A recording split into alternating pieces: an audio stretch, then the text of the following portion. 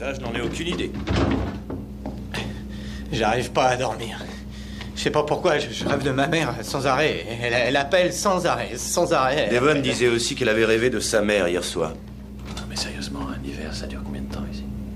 Oui, je sais, vous avez fait des cauchemars. Votre mère criait. Oui, en effet, c'était un peu ça.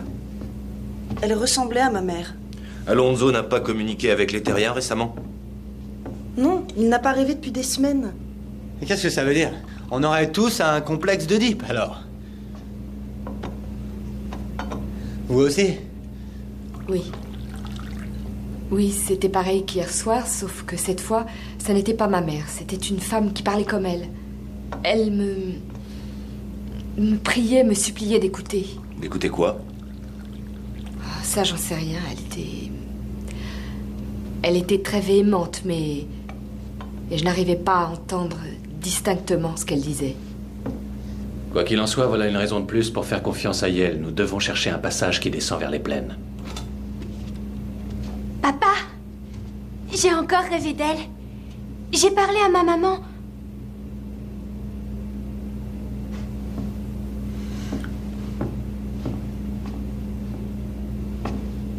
On en reparlera plus tard, d'accord? Il est l'heure d'aller au lit. Allez, va dormir.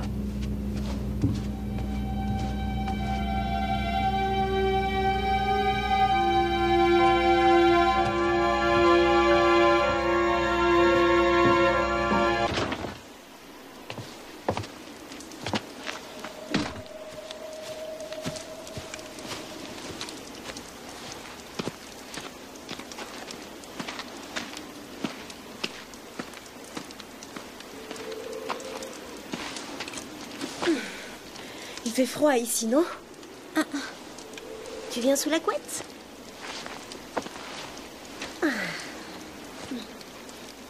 Je pense que Dell doit avoir froid aussi. Oui, mais je suis sûre qu'elle a trouvé le moyen de se réchauffer. Je sais que ce n'est pas ma mère. Pourtant, je rêve souvent d'elle. Je rêve souvent qu'elle est avec nous dans une station spatiale et... Elle n'arrête pas de rire avec mon père et... Il veut pas me dire pourquoi. Est-ce que tu l'as dit à ton père? Non, les rêves, ça ne se raconte pas. Ça ne veut rien dire. Tu sais, j'ai l'impression que tu rêves beaucoup plus souvent de ta mère que de Dell.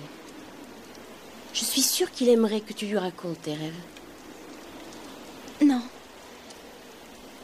Ça l'agace quand je parle d'elle. Je dirais rien.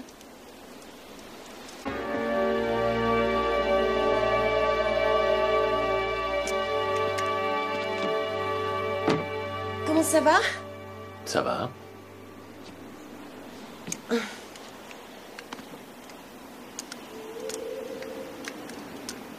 Et comment va Lou? Vous savez qu'elle a pris les messages de Dell drôlement au sérieux. C'est une enfant. Ça l'a perturbée, c'est normal. Elle ne sait rien du tout sur sa mère, n'est-ce pas? Ce que j'ai décidé de dire à ma fille à propos de sa mère, c'est mon problème, Bess. Vous comprenez?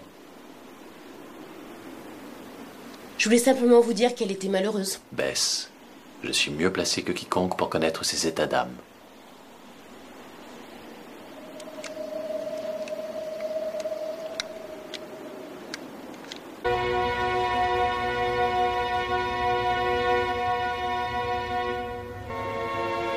Il semble que les Grenlers n'oublient jamais leurs promesses, même s'ils doivent risquer leur vie pendant des années pour la tenir.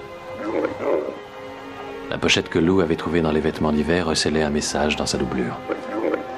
Les dernières paroles qu'une mère adressait à son fils. À chacun sa vérité. Celle de Dell avait enfin été entendue. Son émetteur équipé pour diffuser régulièrement son histoire se rechargeait automatiquement. Dell n'aurait jamais imaginé le nombre de personnes que ces messages allaient bouleverser.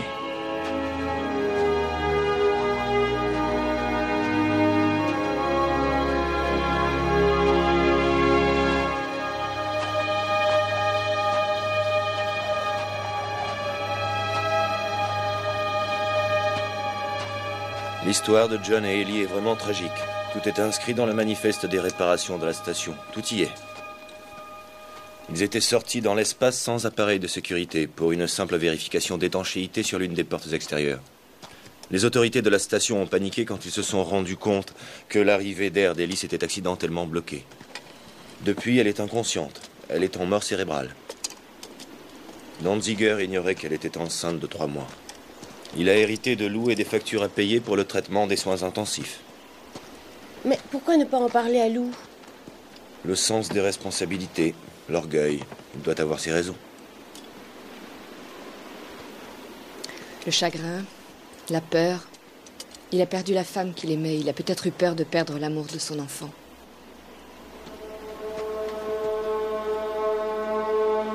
Je me souviens qu'à l'époque, les médecins de la station avaient préconisé le programme de réanimation. Les traits marquants de la personnalité ont été réintroduits dans le cerveau d'un patient.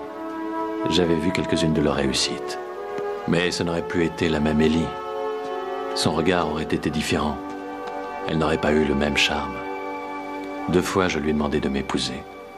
Elle avait beaucoup ri. Elle trouvait le mariage démodé. Mais ça lui faisait quand même plaisir que je la demande en mariage. Je m'étais promis que Lou verrait sa mère quand le temps serait venu.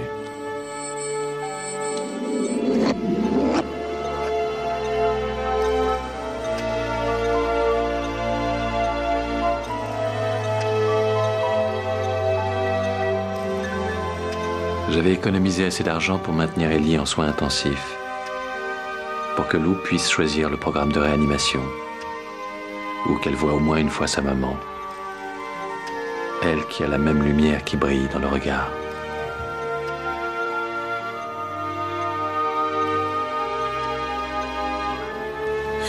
Elle est magnifique.